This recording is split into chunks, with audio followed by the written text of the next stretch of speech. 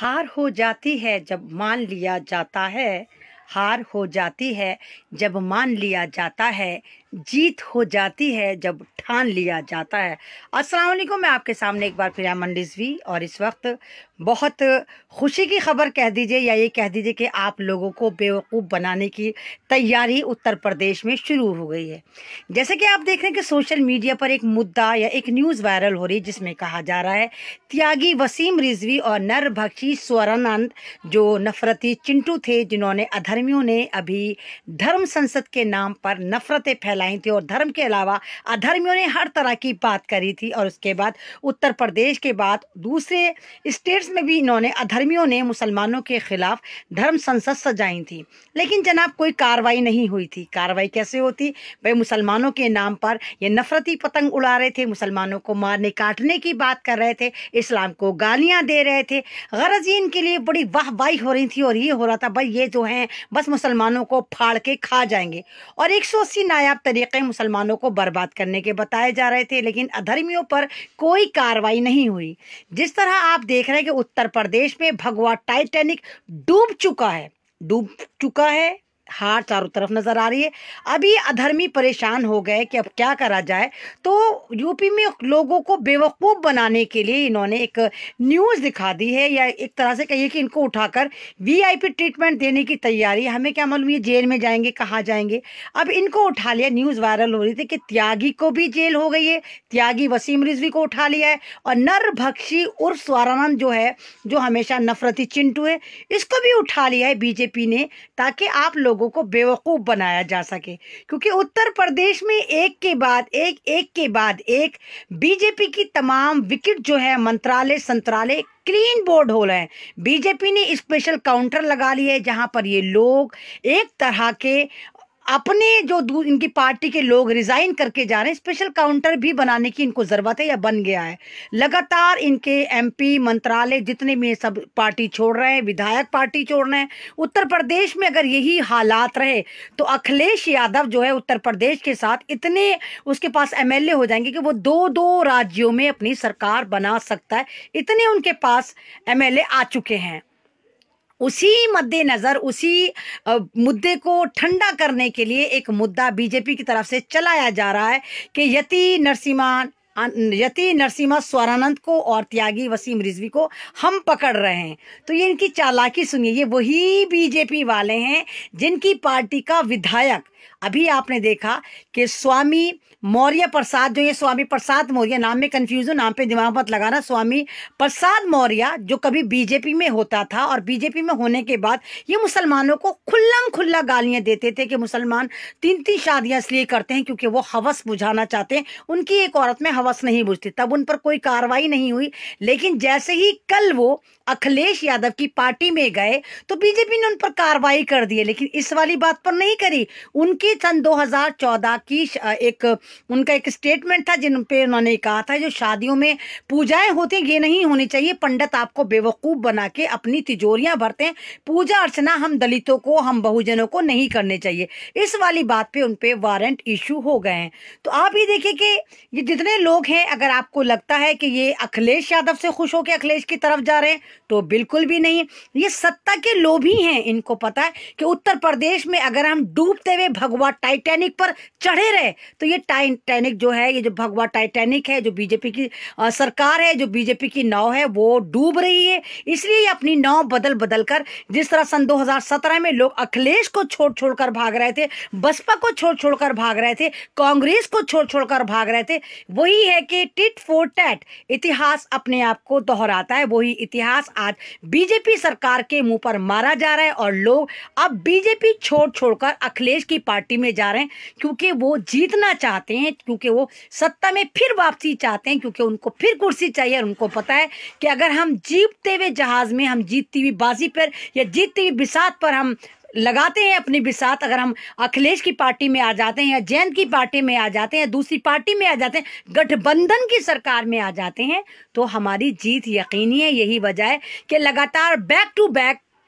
MLA धड़ाधड़ वहां resign दे रहे हैं, और यहां तक कह दिया है स्वामी प्रसाद मौर्य ने कि 100 विधायक और तैयार हैं जो बीजेपी को छोड़ना चाहते हैं। हाय, काश ये वाले विधायक अपने दिमाग के ढक्कन 5-6 दिन पहले तब खोल लेते जब उत्तर प्रदेश में रैलियों को बैन करा गया, जब आचार संहिता लगाई गई तो इलेक्शन की जरूरत ही ना पड़ती। खरबों अरबों जो रुपए खर्च हो रहा है होता ही ना, सारे के सारे अखिलेश के पास आ जाते, अखिलेश बहुमत साबित कर देता और फ्री फंड में सरकार बन जाती। लेकिन काश ये आचार संहिता से पहले डिसीजन लिया गया होता तो आज अखिलेश बिना जीते जीत जाते। तो फिर भी खैर अच्छा डिसीजन है। उत्तर प्रदेश में भगवा क्रांति खत्म हो रही है। उत्तर प्रदेश में खत्म होने का मतलब ये वाला साफ है कि आप देखिए सन 2024 में भारत की सत्ता भी सही लोगों के हाथ में आएगी, उन लोगों के हाथ में आएगी जो भारत की बात करते हैं। ये सड़ावा संतरा जो उत्तर प्रदेश का बाबा आतंकी है, सड़ावा संतरा सोच रहा था कि बस मैं मठों की औलाद अगर आ गया तो सबको डरा के धमका के मार के कूट के आतंकवाद के झूठे फर्जी मुकदमात लगा के उत्तर प्रदेश में कुंडली मार के नाक की तरह बैठा हुआ खून चूसता रहूंगा, हर कम्युनिटी को डसता रहूंगा, बस ठाकुर ठाकुर ठाकुर करके सड़ा हुआ संतरा सड़ी हुई शक्ल ले लेकर लोगों को डराता रहेगा। आज इसका आलम ये, अब ये होठों को करके गोल सीटी बजा के बोल ऑल इज वेल। अब इनकी कंडीशन ये है कि ये हर बात में ऑल इज वेल बोल सकते हैं। भाई बोलना बनता है, बावले हो गए भाई, इनको पता है कि हम हार रहे हैं। सुना है भाई संतरा सड़ा हुआ संतरा जो है वो अंडरग्राउंड हो चुका है, मास्टर स्ट्रोक इनके ऊपर मारा है अखिलेश यादव ने। और अखिलेश की साइकिल जो दौड़ रही बिना पेट्रोल के दौड़ रही, पेट्रोल की जरूरत भी नहीं है, तो 22 में 22 किल जो दौड़ रही, इन्होंने सड़े हुए संतरों को खत्म कर दिया है, भगवा क्रांति को कुचल दिया है। और जिसको देखो आज गठबंधन की तरफ दौड़ रहा है, आज अखिलेश की तरफ जा रहा है, आज ऐसी पार्टी की तरफ जा रहा है जो इनको सत्ता में वापसी की उम्मीद करा सकती है। तो ये बहुत बड़ी कामयाबी है उत्तर प्रदेश वालों के लिए कि आप एक बार फिर भारत को बचाने में अहम योगदान अदा करेंगे। और आपने जिस तरह ये भगवा सड़े हुए संतरे जो नागपुर की फसल हैं उनको काटने में जो अहम रोल अदा करा है, इस रोल को आप आइंदा स्टेट में जिस तरह अदा कर रहे हैं सेंटर में भी इसी तरह अदा करिए। इन नागपुर की नाजायज औलादों को नागपुर वापस भेजिए। जो मठों की नाजायज औलादें ये मठों में वापस जानी चाहिए। आप देखिए जिस तरह धर्म संसद सजी थी, जब ये नफरतें बांटी गई थी, क्या पुलिस ने कार्रवाई करी थी? क्या पुलिस ने इन लोगों को उठाकर डाला था जिसमें बीजेपी के बड़े बड़े मंत्री संतरी बैठे थे और इस्लाम को खुल्लम खुल्ला गालियां दी जा रही थी? तब आपने नहीं कहा कि हाँ ये इस्लाम के खिलाफ बोल रहे। अरे तुमने धर्म संसद सजाई थी तो रोका किसने था? धर्म संसद सजाते अधर्मियों धर्म की बात करते, आपने गीता की बात नहीं करी, इन अधर्मियों ने वहां महाभारत की बात नहीं करी, इन अधर्मियों ने वहां चारों वेद की बात नहीं करी, इन अधर्मियों ने वहां जय श्री राम की जिंदगी की बात नहीं करी। इन्होंने सिर्फ मुसलमानों की बात करी क्योंकि इनको पता है कि इनका हगना मूतना पादना सब मुसलमानों से शुरू होकर मुसलमानों पर खत्म होता है। इनको पता है कि ये तमाम के तमाम जाफरानी फंगस बिना मुसलमानों के अधूरे हैं। इनको पता है कि भारत की सबसे जाबाज कौम का नाम है मुसलमान जो डरते नहीं है, और दूसरी जाबाज कौम का नाम है सिख बरादरी। ये दो बरादरी ऐसी हैं जिन्होंने भारत के आजादी में अहम रोल अदा करा, और जब तक ये लोग भारत में हैं भारत का बाल बाका नहीं हो सकता। यही वजह है कि मुसलमानों के पीछे लगे रहते हैं, पंजाब में सरदारों के पीछे लगे रहते हैं और हमेशा इन लोगों को टारगेट करते हैं। आपको शायद पता हो, आप 90 से पहले 1990 से पहले देखिए कि आतंकवाद के नाम पे किन लोगों को मारा काटा जाता था। सिख बरादरी को काटा जाता था, पंजाब को टारगेट करा जाता था। जब तमाम पंजाब को बर्बाद कर दिया उसके बाद उन्होंने दूसरी कम्युनिटी को टारगेट करना शुरू करा जिसका नाम था मुस्लिम समाज। क्योंकि सिख बरादरी भारत में बहुत कम है, बहुत ज्यादा होगा 1.5% होगी, लेकिन मुस्लिम बरादरी भारत में 25% है। यही वजह है कि 30-35 साल से आज तक मुसलमानों को टारगेट करा जा रहा है, मुसलमानों को मारते हैं, मुसलमानों को नौजवानों को जेल में चढ़ाते हैं, टाडा बाडा साडा मुसलमानों के लिए दिफाएं बनाई जाती हैं। आप देखिए कि आज जेलों में मुसलमान जो है वो 70% के करीब है। भारत की तमाम जेलों में अगर आप मुसलमानों का जायजा लेते हैं तो 70% है, जबकि भारत की कुल आबादी 25% है। आप देखिए ऐसी ऐसी वीडियो वायरल होती हैं जहां मुस्लिम समाज को डराना चाहते हैं। तमाम वो भगवा क्रांति है जो मुसलमानों को डराते हैं। मॉब लिंचिंग के नाम पर मुसलमानों को मारा जाता है, गाय गोबर के नाम पर मुसलमानों को मारा जाता है, मुसलमानों की मसाजिद को शहीद करा जाता है, इस्लाम को गालियां दी जाती हैं, मुसलमान की औरतों को बुल्ली सील पर बुल्ली बाई पर सुल्ली सील पर सुल्ली डील पर नीलाम करा जाता है। क्या मतलब है? मतलब ये आपके समाज को डराना चाहते हैं। और ये खुशफहमी में थे कि हम उत्तर प्रदेश जीत लेंगे, हम उत्तर प्रदेश लूट लेंगे। लेकिन जो रुझान आ रहे हैं और एक के बाद एक ये क्लीन बोर्ड हो रहा है, इनकी विकेट गिर रही है, इनके ही मंत्री इन पे लात मार मार कर निकल रहे हैं और अब कह रहे हैं कि तुमने जो उत्तर प्रदेश में हमें जलील करा, चाहे वो निषाद हो, चाहे वो दलित हो, चाहे वो वाल्मीकि हो, चाहे वो जितनी भी दूसरी कम्युनिटी मुसलमान हो, तमाम के तमाम इन ठाकुरों का साथ छोड़ रहे हैं और सारे के सारे कूद कर गठबंधन की सरकार में आ रहे हैं। तो ये एक बहुत बड़ी कामयाबी है कि उत्तर प्रदेश में जो ये पकड़ा गया है वसीम रिजवी, ये इसको आप कामयाबी मत समझिए। ये नरभक्षी स्वर्ण पकड़ा गया है, इसको भी आप कामयाबी मत समझिए। ये आपको बेवकूफ़ बनाने के लिए, उत्तर प्रदेश के मुद्दे को भटकाने के लिए एक साजिश है और कुछ नहीं है, क्योंकि ये आपका दिमाग डाइवर्ट करना चाहते हैं। और अब आप देखिए कि तमाम मीडिया पर जो चल रहा है कि ये विकेट गिर गया, ये बीजेपी का ये मंत्री छोड़कर भागा, वो मंत्री छोड़कर भागा, इस तरफ से दिमाग हटाने के लिए इन दोनों आतंकवादियों को, भगवा आतंकवादियों को पकड़ा गया ताकि आपका दिमाग डाइवर्ट हो जाए।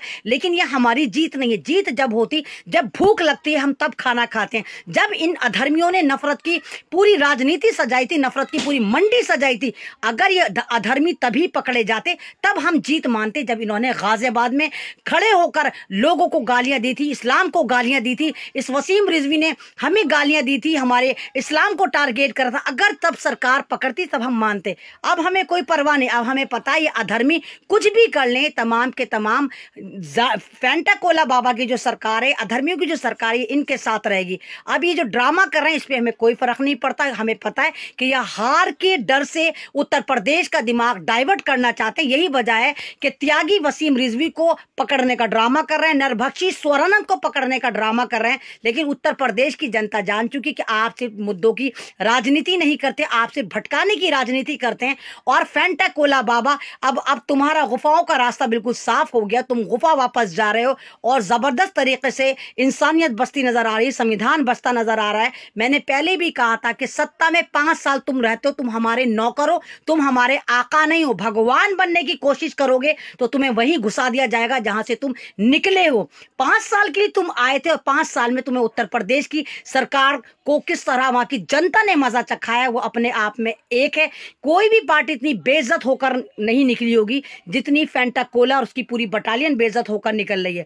भारत का संविधान ऐसा ही है, भारत की जनता हमेशा ऐसी ही रहेगी, भारत वैसे ही रहेगा। तुम जैसे कितने आए कितने गए।